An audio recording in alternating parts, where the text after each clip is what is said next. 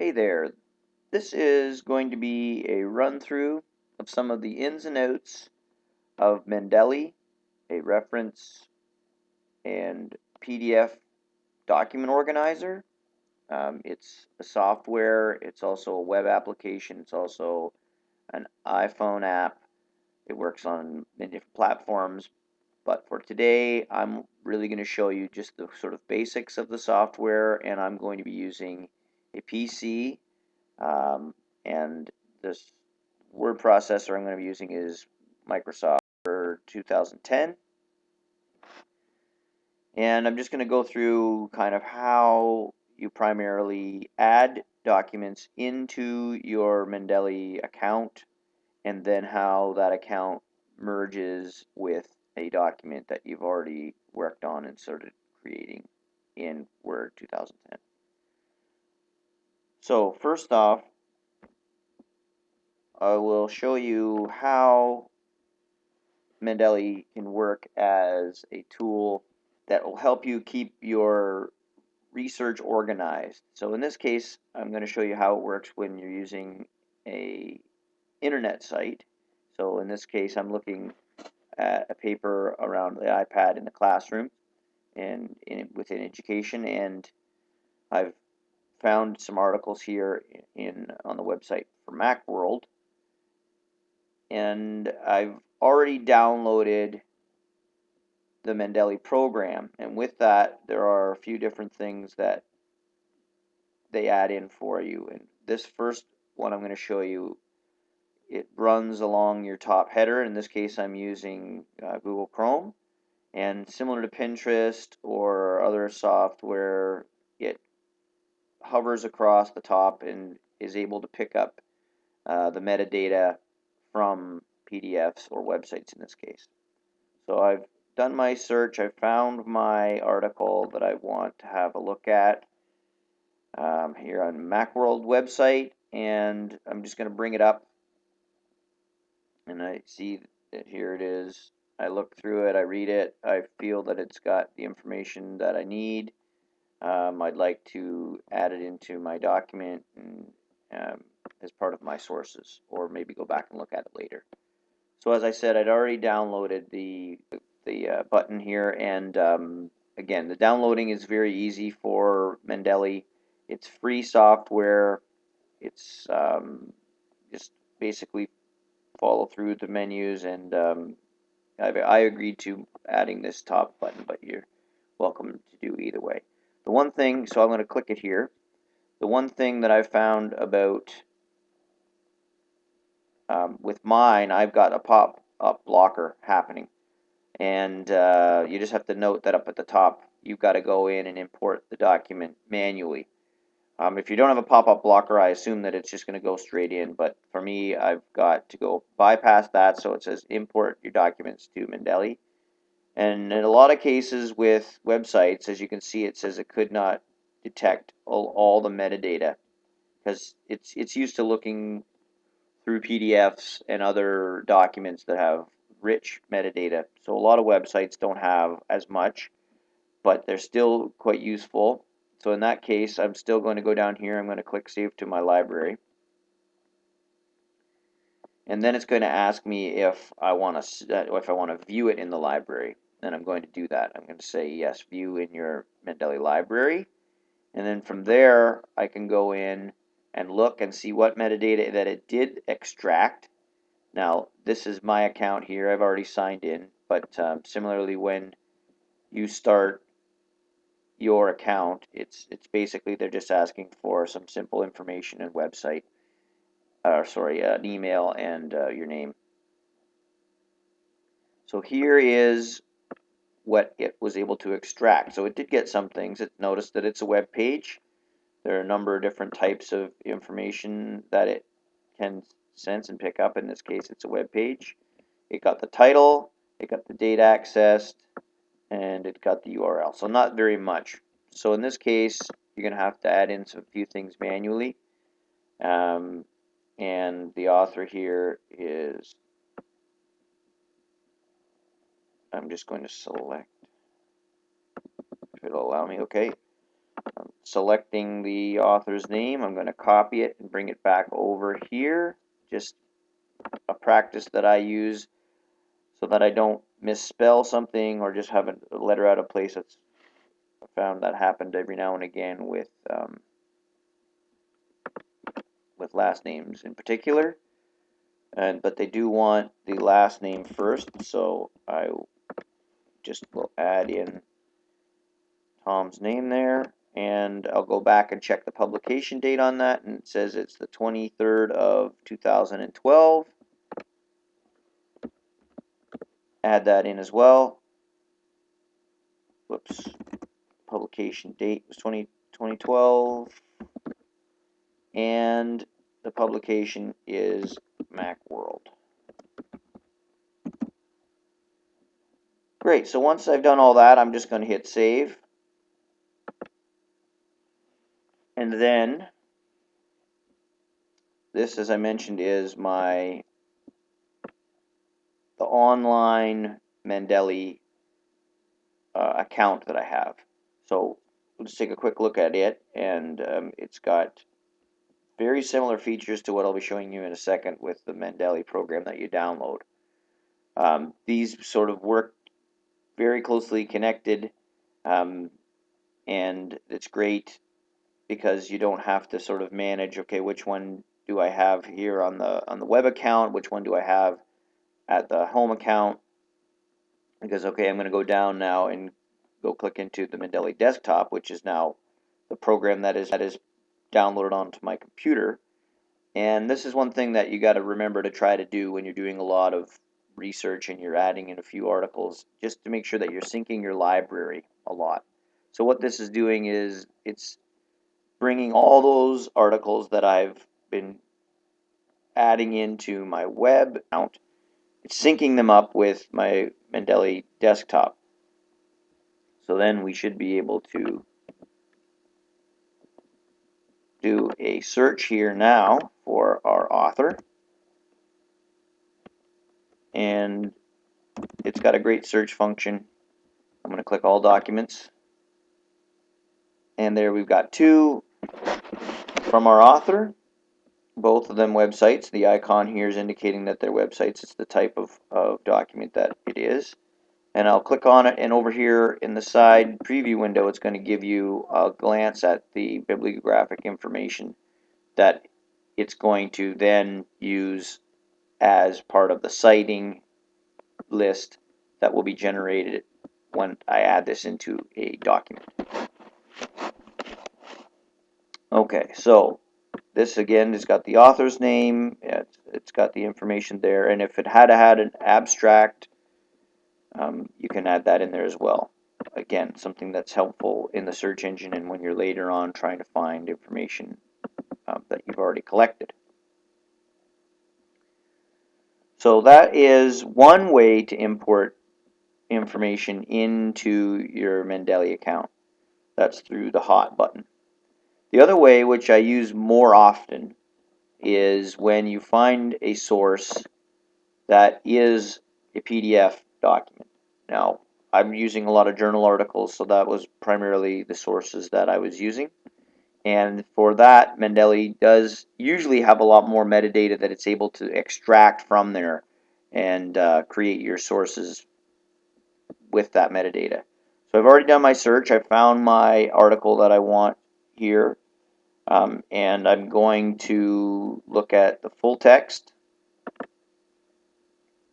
And while you can still do the same as before with the hot button, I find that with PDFs, I want to have a copy of it myself. And when you do the button link, it doesn't actually take a copy of the PDF with it. It's only extracting the metadata. So just my research style, I want to have the access to those PDFs. So I'm going to download, I'm going to save and download the PDF. Okay, so we'll call it Josh. I'm going to download the PDF, and that way I'll have it and be able to go and research it in the future rather than having to go and find the link and everything else, which is also a possibility. So I'm just going to save this PDF.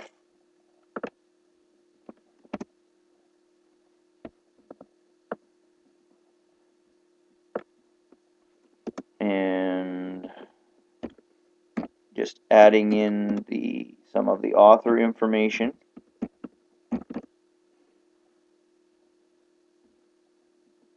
And I've got a folder on my desktop set aside that I'm working on, so I know that's where I would like to save this PDF. I've just made a folder on my desktop, and I'm going to save it there. So now I've got that copy on my desktop. So for this case, I'm not going to, again, bother with the button and the online Mendeley. Instead, I'm going to go to my desktop. Instead of syncing my library, which that would work on if I was using the internet, I'm going to drag, first I'll bring back my desktop here of Mendeley. I'm going to drag my entire folder of articles simply right off my desktop into Mendeley, and in turn Mendeley is now going through all of those articles, collecting that metadata, and putting it into the format of my choice, and in this case I'm using APA. So this is, for me, the function that I use the most often. It's very quick, so it's already finished, and even like it won't duplicate either. So I've got all my articles in there, and even when I've added new articles in, I just have to keep remembering to drag over that articles folder into Mendeley, and it will extract only the new articles, and obviously keeping the old ones. So now I'm going to use the search function again here in my desktop. I'm looking for this article, and there it is. It popped up right away. And just for my own management, the way I want, I'm going to add that into another folder that I've created inside the desktop just to keep my articles clear. And this one was about K-12 and the iPad, so I'm going to put it in there. So then I'm able to sort of distinguish that. I mean, that's just my organization style. But let's look over here at the side and all the information that this time it's pulled out. Now, there are sometimes there are pieces of data that it does miss, but it did get the title, it's got all the authors, it's got the volume, the issue, it's got keywords, no abstract, and I see it's missing the journal article, or the journal that it's taken from. So we can either go by about that two ways. We can go down here, and as you see, we've got the PDF, and I've just clicked it, and it's open to preview within Mendeley. It's not as powerful as other PDF readers, but it has definitely got most of the functions you'd need. Highlight, you can add notes, zoom in. It's a pretty good PDF reader. It also has the search functions as well, so if we're looking for iPad here, it's giving us the highlights there. You can see all the different types for keyword. So it is quite a good search there. I'm looking for, just while I have this open and it's on my mind, I want to make sure I have all my information correct here, because I did notice that the journal is missing. So I'm looking here, and it doesn't look like I see what journal it is from. So I will have to go back to the website, which should be still open here, and see what journal that I got it from here. And it is from Tech Trends Linking Research and Practice, May 2012, Volume 56, Issue 3. I'm just going to go back to my desktop then.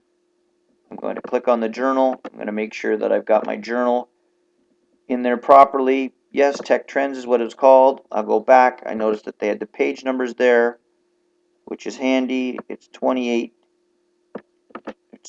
page 20 to 28, and I'm going to put that in there too for the references later on. I'm also going to go back and see if they did have an abstract, and they do. So I'm going to, this time Mendeley didn't extract the abstract. Often it will, so these steps that I'm taking here are just to make sure that you can kind of see all the different aspects. So there we go, we've got the abstract in there. It's full bibliographic information, year, volume, issue, keywords. Great, so that was a new article added in. So the next step I'll show you is how this all interfaces with Word 2010. Now it's probably different. I haven't tried this on a Mac or anywhere else. So this is sort of a fictitious thing, but let's pretend here I am in my document and I found the spot where I want to add in my citation.